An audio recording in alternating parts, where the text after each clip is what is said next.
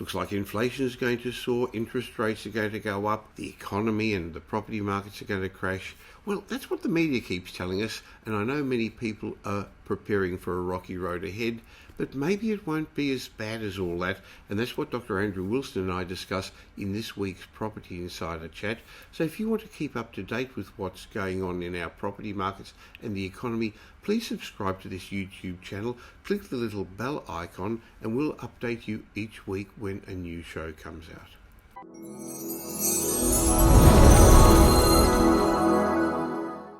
There's lots of uncertainty out there. It looks like inflation will soar to nearly 8% by Christmas, and it'll be chased by interest rates that together will send people's ability to pay for things further into reverse. It'll halt the jobs boom, and the intention is to put brakes on economic growth. Now, I know many people are preparing for a really rocky road ahead. Now, I don't necessarily agree with them, because if the government and the Reserve Bank get their settings right, inflation is going to moderate next year and slowly return to the Reserve Bank's target range. Unemployment will hover around 4%, and real wages are going to start to grow, and hopefully we're going to end up with that desired soft landing. But I'm a fan of being prepared and not having a crisis rather than ending up in crisis and not being prepared. So I enjoy my weekly chats with Australia's leading housing economist, Dr. Andrew Wilson, Chief Economist of our housing market, because I want to get his perspective on what's happening to our economy and how that's going to affect our property markets. Hi, Andrew. Yes, hello, Michael. And I'm a little bit on your side, a little bit more optimistic than, I guess, the general flavour of the insights and the commentary at the moment in regard to our economy. In fact, I thought there was some just very faint glimmers in our latest inflation data. And I think, Michael, we might be being regarded once again as the lucky country, and particularly given what's now occurring in the Eurozone and the US, which are certainly showing some signs of buckling under those higher interest rates. But I think the inflation data for Australia wasn't too bad. I think we might get fingers crossed, and there's a long way to go, all those sort of disclaimers, but I think we might be looking much better by at the latest, perhaps the middle of next year, and even earlier in terms of taming inflation. I think that's what the Reserve Bank is looking to anyway. Well, let's dig into a few of those things.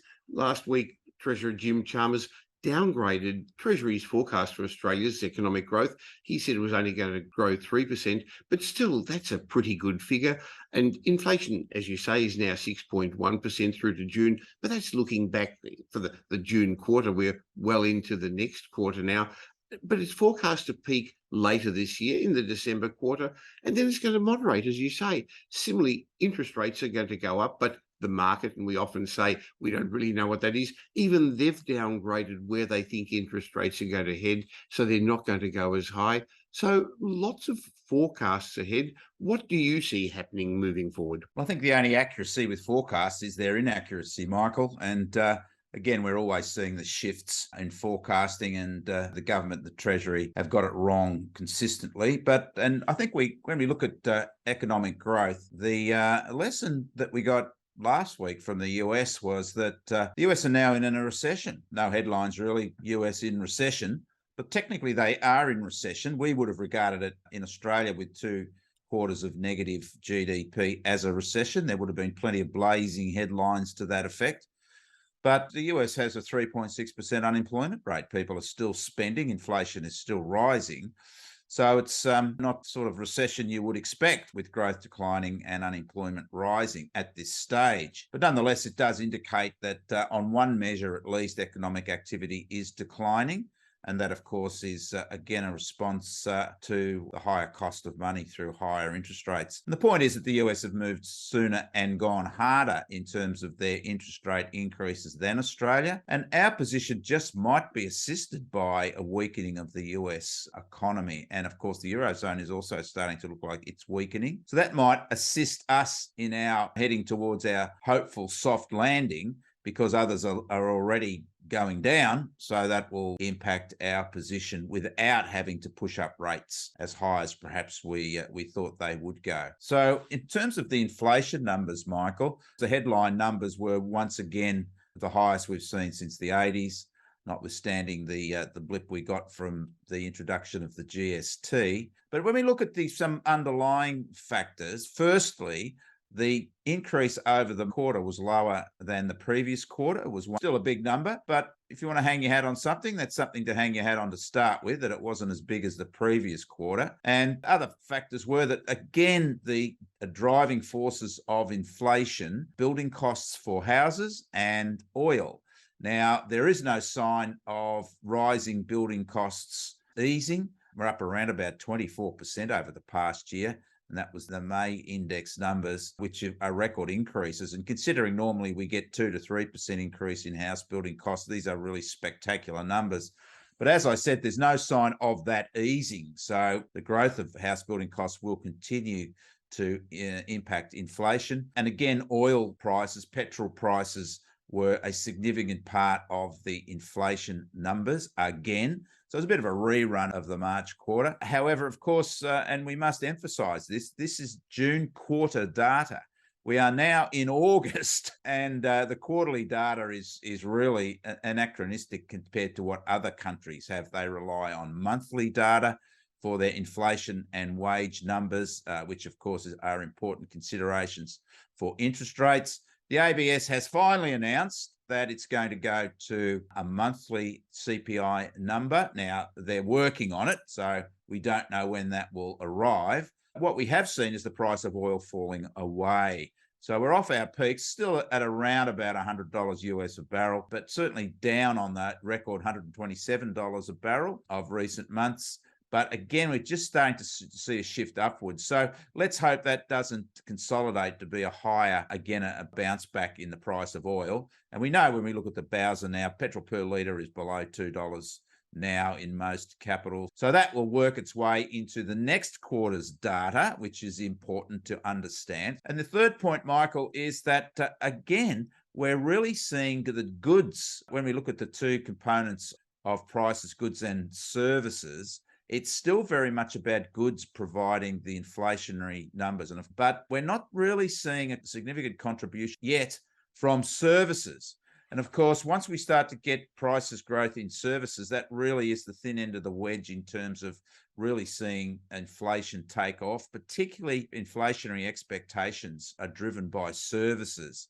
And services are typically higher, driven by higher wages. So what I'm saying is we really do need to be watching to see how wages grow.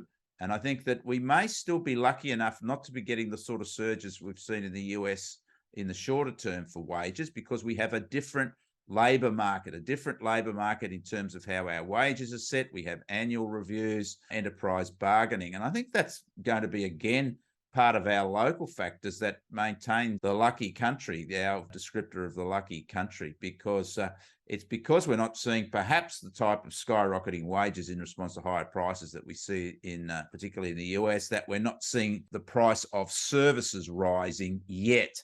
So the next wages data, again, we are really backward looking here for which will be for June, Michael. Doesn't come out until the 17th of October. So come on, plan. How can the government, how can the Reserve Bank, how can Treasury plan and forecast with such a lag, Andrew? It's ridiculous. And no wonder they keep getting it wrong, because they're looking at data that's months and months old. Let's remember, in our last period of higher inflation and higher interest rates, which was 2011, Michael, annual wages growth was 4%. Now, we're nowhere near 4% now. And I think that's going to be one of our saving graces. If we don't get that wage increase that's going to be driving higher prices we've seen in other countries, yes, it will mean that real wages are continuing to fall. But at the end of the day, that will help to constrain spending. We'll have to rely on our savings, a little bit of belt tightening in a very prosperous economy, which we have now, record low unemployment, is just the ticket to try to get us back to a more stable inflationary environment. So I'm given that, I think those numbers reveal at least a better pathway to getting this whole thing under control than perhaps we thought. No surprise that the market, which again bounce around like the weather, the market, whatever its forecasts are starting to get a little bit less gung-ho. So I think that we may be looking sooner rather than later for at least some stability in inflation, and at the end of the increases in interest rates. That cycle might actually look to be over by early next year. And when that happens, and when home buyers, prospective home buyers and investors recognise that, hey, inflation's reached its peak, it's on the way down, interest rates are at their peak, they're going to be heading back into the markets. But in the meantime, Andrew, they're getting a bit nervous, and you recently released your Yes. July figures for the housing markets, and all capital cities, with the exception of Adelaide, Yeah. showed declines in asking prices, Andrew. Yeah, look, not a lot of surprises there, Michael. We know Sydney was the high flyer during the boom, 55% growth over the 3 years to March this year. Affordability has pushed buyer capacity downwards. We've discussed this for a while. This was always on the cards, and it was occurring before rates were rising. So, yes, Sydney led the charge downwards. It increased its decline over the month in median asking prices.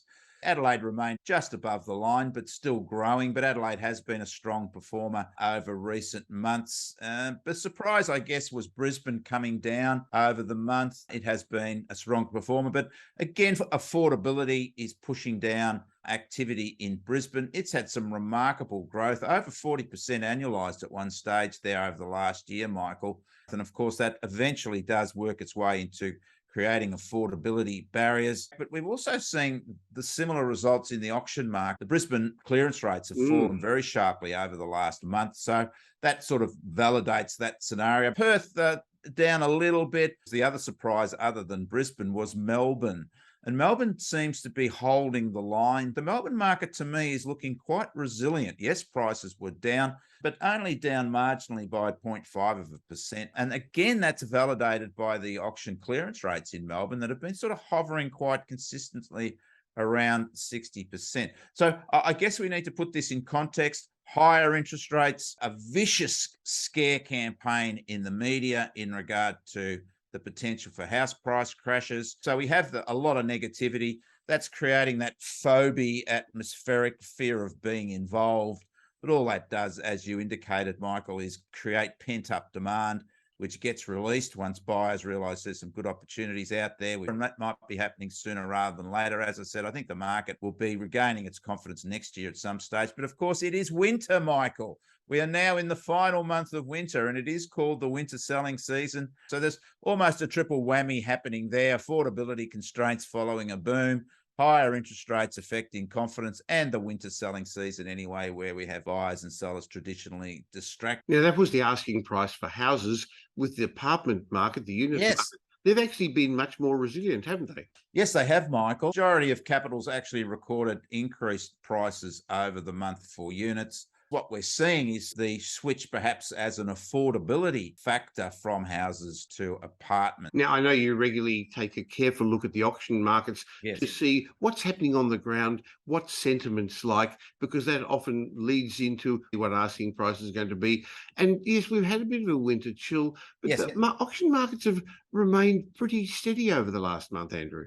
Well, I'm a little surprised, to be quite honest, Michael. I think they've held up quite well. Sydney had its highest auction clearance rate on the weekend for 3 weekends. It really bounced back. Brisbane has come down, but we've got to understand something about that Brisbane market. Brisbane's probably now tracking with results that we would expect are normal for Brisbane. Quite remarkable. Last year, we started to see 80% clearance rates in the Brisbane auction market. Now, traditionally, Brisbane clearance rates are around 50% because they have a different culture there in terms of their marketing programs. But they have now fallen back to around that level. Now, if we were looking at any other capitals, we would suggest that that's really reflecting the onset of a buyer's market. But I think Brisbane, we can give it a bit of a pass in the short term that this is just sort of normalising its market. However, it does reflect what we saw with asking prices.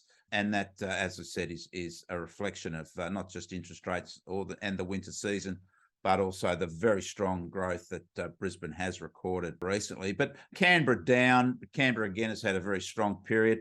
But Adelaide, reflecting, again, the prices data, had another strong result over the weekend. Now, let's talk about listing numbers too, Michael. The listing numbers, I think, are also standing up quite well. And this is interesting because listing numbers reflect seller sentiment. And it's seller sentiment from about 4 to 6 weeks ago when we were really getting stuck into higher interest rates and all the negativities around that. Sellers are still reasonably confident of engaging auction markets. The Sydney numbers, although they were basically the same as the week before, are still lower than where they were a year ago. we've got to remember a year ago, we were in that lockdown on, lockdown off position. Now, we had record auction numbers last year all through the year, and a lot of that was because of demand was held back through lockdown, and it was finally being released. So we really can't look at last year's auction numbers because they were extraordinarily high. They were record highs, reflecting that lockdown energy. But when we look at the numbers as they are now, and Melbourne was higher again, which we would expect numbers to start to rise through August as the spring season approaches. So we're getting a little bit of an indication of that might be occurring, Michael. These numbers are really the sort of numbers we typically see over winter. So if we take out the disruptions of COVID, we're really seeing auction numbers about where they normally land, notwithstanding what the cycle's doing, at this time of the year. In fact, the numbers for the smaller capitals are actually quite impressive, particularly Adelaide and Brisbane. Again, I think maybe a little bit on the surprising side, they're showing some resilience. Now, let's finish off the auction analysis by saying that if we go back to 2018, when we had the last shakeout in the market, when we were confronted with all the crazy fear and loathing stories about house price crashes, remember 40% falls in a year. Auction clearance rates got down to 40% at that stage, Michael. So we're not really looking at those 40% numbers at this stage. And just with a little bit more glimmer in terms of the outlook for interest rates and inflation, may mean this will be a short period of peak to trough declines. And as I said, the early days, but it's just looking a little bit brighter than certainly a lot have been predicting. And those auction numbers, which we do promote every week, Michael, are giving us, I think, a very, very reliable insight to what's evolving and an early insight into maybe a shorter rebalancing of our housing markets. I still think this year we'll only see Melbourne and Sydney below the line in terms of prices growth. At Brisbane and Adelaide will still be higher, and Perth nationally will be probably, if anything, just above the line for 2022. And if anything, it will just be just below. And with next year looking to be a better year, with some feel that issues with inflation might be moderating, and with a record low unemployment rate, I think that we may actually get back to growth next year with our annual figures. So that's going to be a big change from those predictions that have been made regarding annual house price changes. Well, that's a bold forecast, but so far your track record's been very good. So we'll keep catching up each week. There's going to be lots of news to discuss next week with regard to interest rates, your rental report, jobs. So look forward to catching you next week for our weekly Property Insider chat, Andrew. Thanks, Michael.